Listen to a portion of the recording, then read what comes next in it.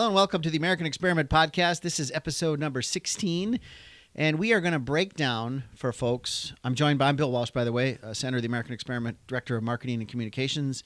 I'm joined by Catrin Wigfall, our Education Policy Fellow, education expert, former teacher as well. I'd like to throw that into your bio when we can. We are going to break down. We did a post this week on the Circle of Education Funding that got a lot of good buzz, I think. And so as a follow-up to that post, that kind of talked about the politics involved in the legislature funding education and the union grabbing a bunch of it for teacher contract settlements, and then the districts broke. Then they got to cut the middle school band program, and then everybody yells at the legislature to fund more education. So that's a different video. You can find that on our YouTube channel.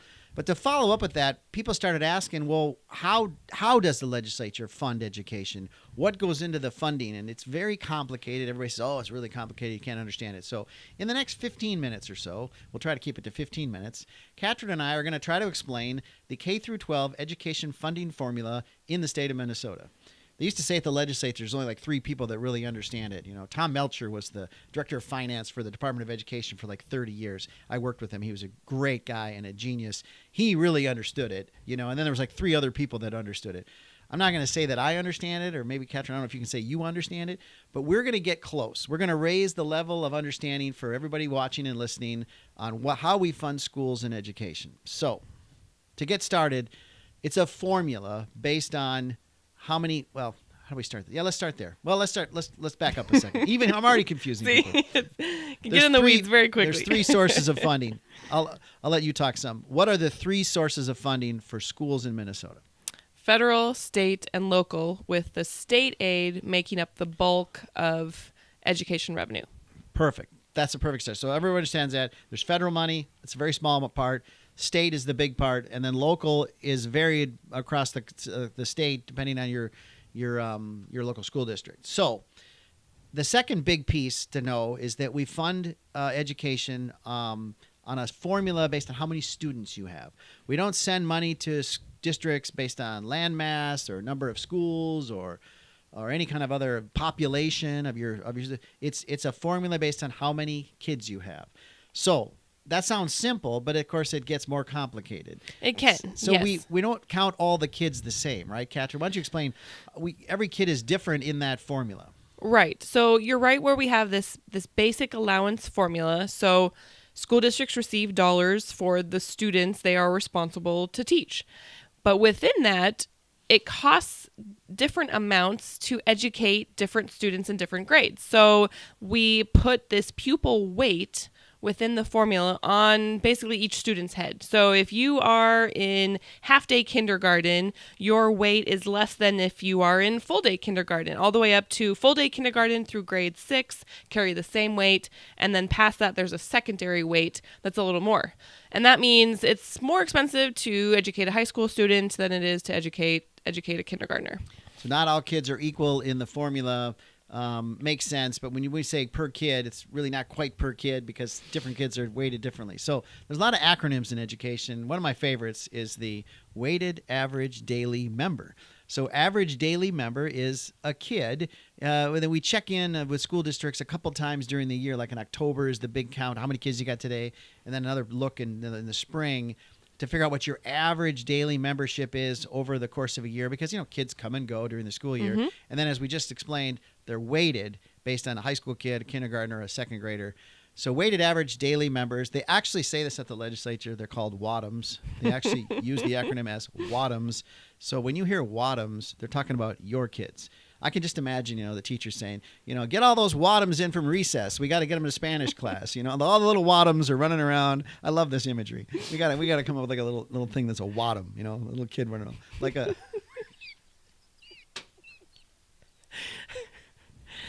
Oh, Bill. Sorry. This has made him laugh more times than we can count in preparation for this podcast.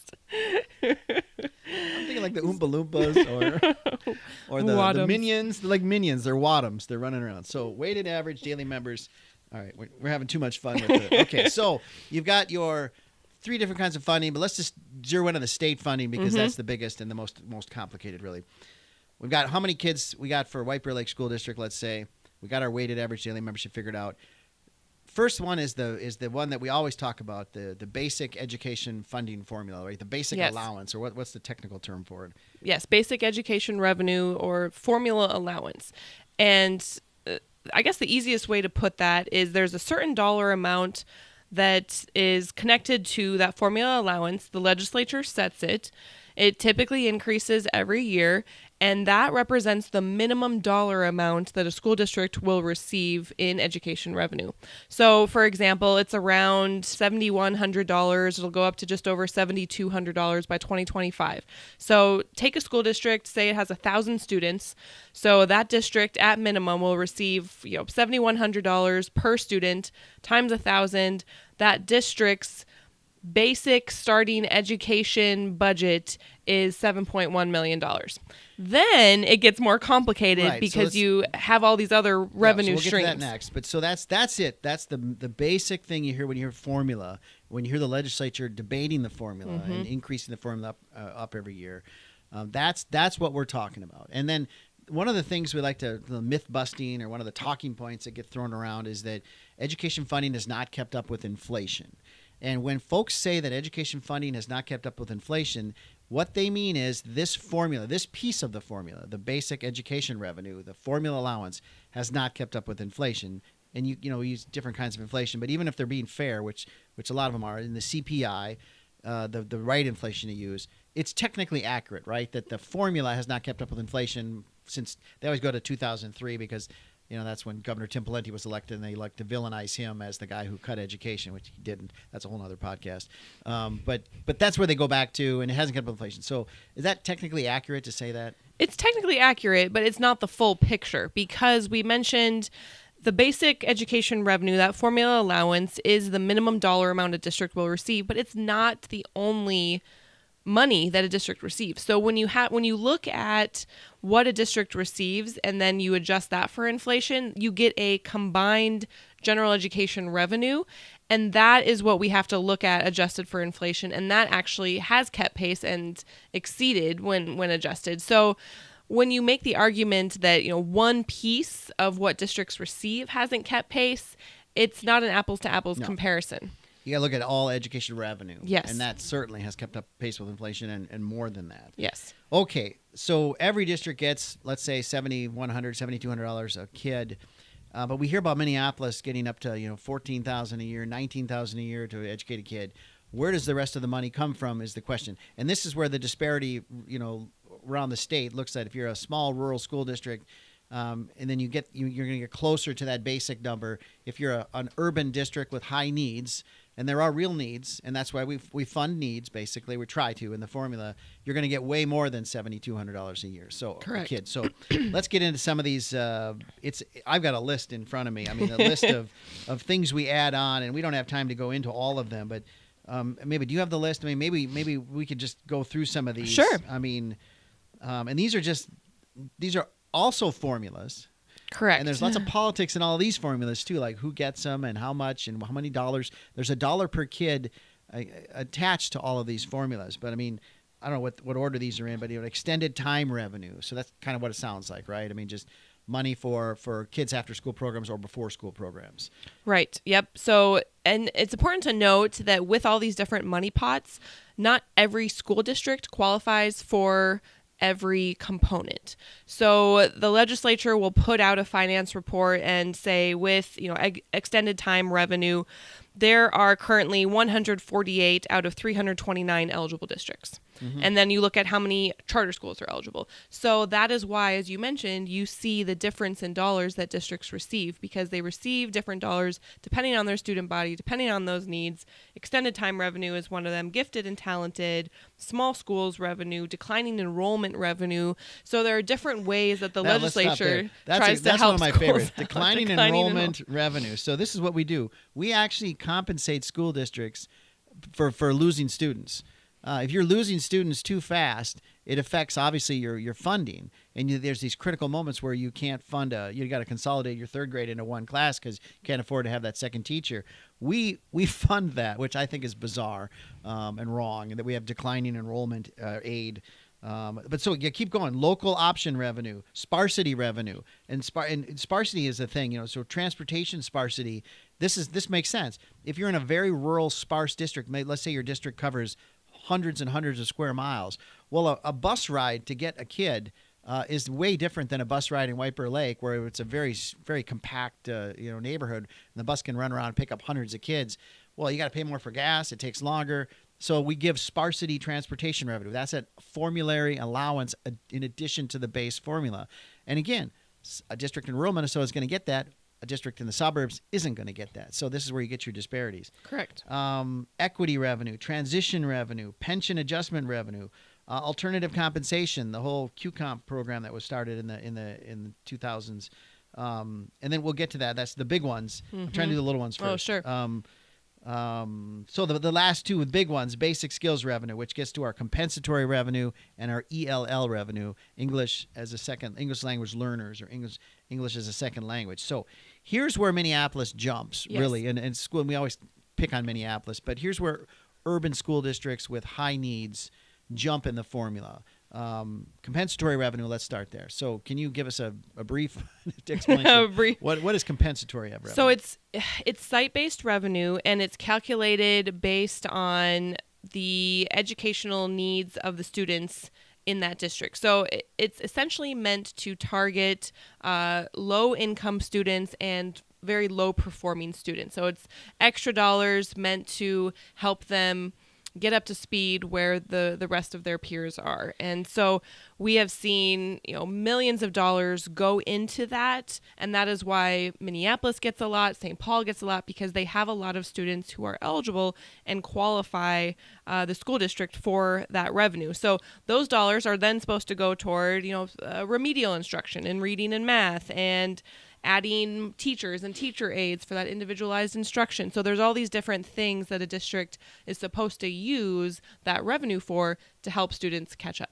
And so it's based on the free and reduced price lunch formula. Is that what drives the compensatory revenue formula? I think it is, right? Mm-hmm. And so Yep. there's been some discussion here, because we say free and reduced price lunch. We don't do that in Minnesota anymore. We now have everybody gets free lunch. Exactly. I'm glad you brought that up, because that is something the legislature is going to have to address and has admitted they need to address. Mm-hmm. We just passed universal school lunches, breakfast and lunch for all students, regardless of income. And the concern is that it's currently pulling from the compensatory revenue fund. So in essence, it's in a way taking dollars from students, say in Minneapolis, who need it to provide lunches for students in Wayzata, who maybe don't need big need it based on they're income need to fix, and they just glossed over that. All right, in the interest of time, ELL revenue. So it's what it sounds like, English language learners. And obviously you identify how many you have in your district, and then there's revenue to help catch those kids up on the language side. Correct. Yep. English learners, those with limited English skills. The programs can include bilingual programs or English as a second language programs.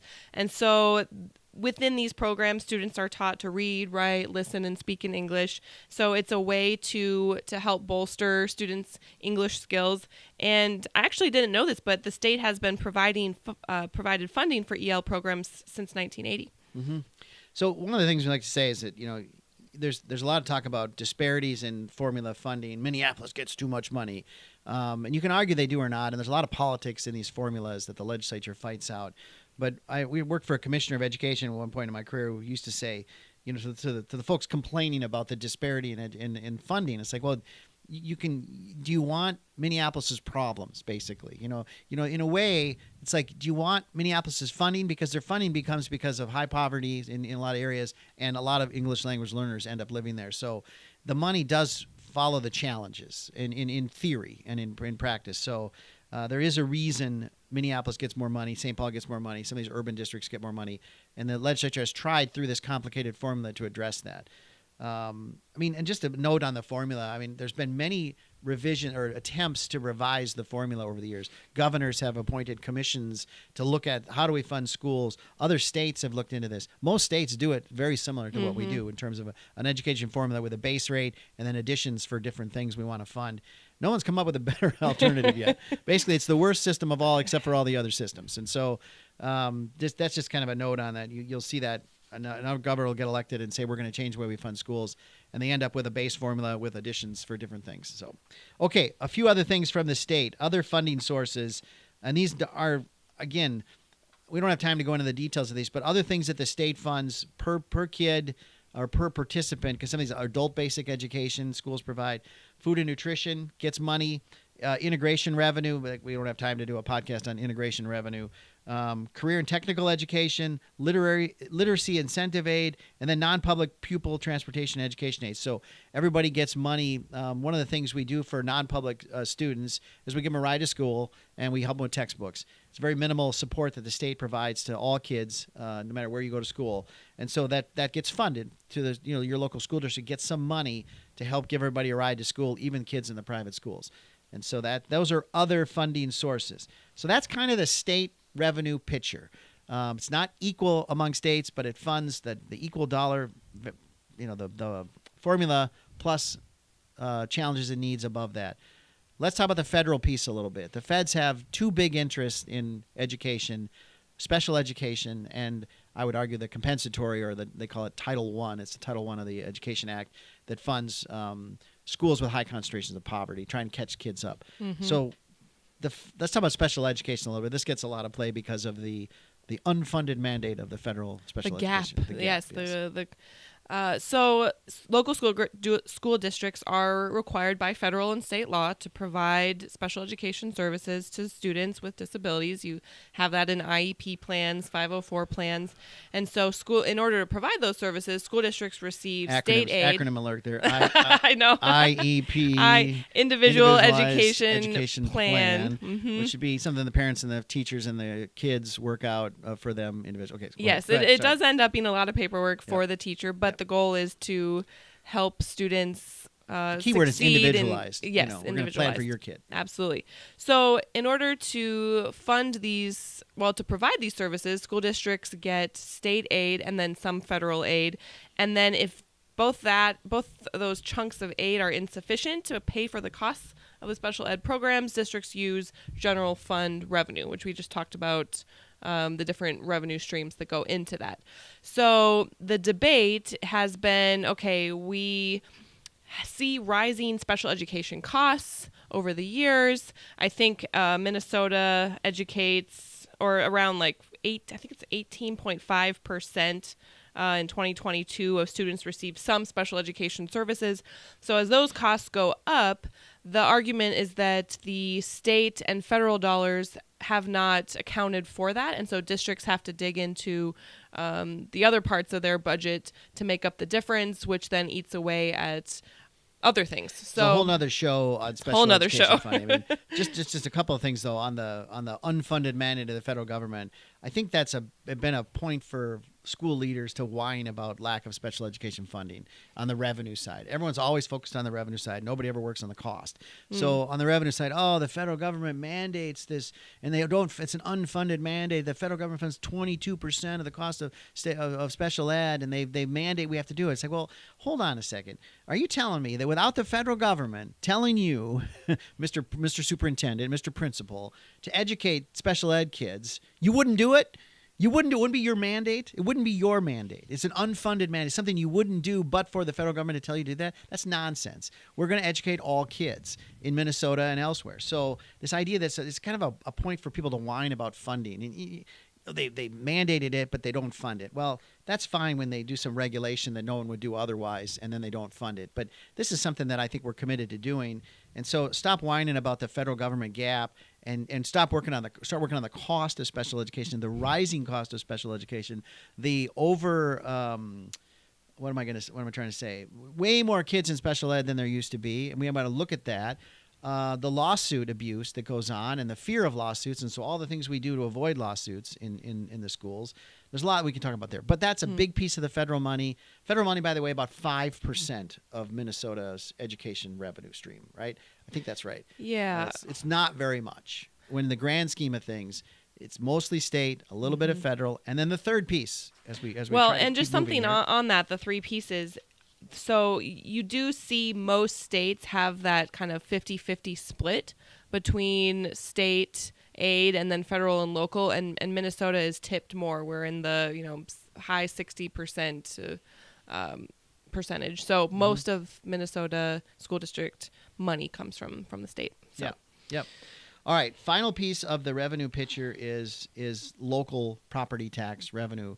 This is what homeowners are going to be most familiar with. They're going to see it on their property tax bill, money going to the school district. And so I'm going to be very broad. We don't have time to go into all the different. Well, we can do a little bit of work here, but basically it's operating revenue and capital revenue. And there's two different, very, very distinct things. But on your property tax bill, and when school districts go out for a levy referendum, for a vote, it's either an operating referendum or a capital referendum. Operating revenue simply means money to fund the operating of the schools. This is going to pay teachers. This is going to, go to things like class size reduction or a new program, a gifted and talent program, something that is involved in operating schools. Capital revenue is just buildings, your school buildings. So the state doesn't give you any money to build your schools. I shouldn't say any money. There's some equalization aid. There's all weird things, but we don't have time. Basically, you're in charge of your own facilities. A school district has to build its own buildings, fund the technology in those buildings. So you see referendums, we're going to build a new high school. That's a capital referendum, and that's just between the local government and its property taxpayers. Operating revenue complements, adds to what they get from the state and a little bit from the federal government. And again, we can have disparities around the state. There are districts that go out for a lot of operating revenue and get more money from their taxpayers, and there are districts that don't. Now the state has capped that, though. They put caps on it because we want to try to keep education equal. The Constitution tells us we have to. So we don't let let's say you had a really property-rich school district with lots of business, lots of high-valued homes. They had the ability to raise millions of dollars for schools. We don't actually let them do that. We want to keep the education, fundamentally equal across the state. And people complain about this, but the state, the formula does the best job it can to do that. But essentially, you go out for revenue, you can get money to supplement what the state's doing. So that's the local portion. And that, I don't know the percentage, but again, I think our state percentages are around 71% state, that 5% federal, which leaves about 25% local. That's kind of the average of education funding. So, yeah, I think those percentages, I mean, I know for 2020 it was, 65-27, so with about 8% federal. So yeah, around there.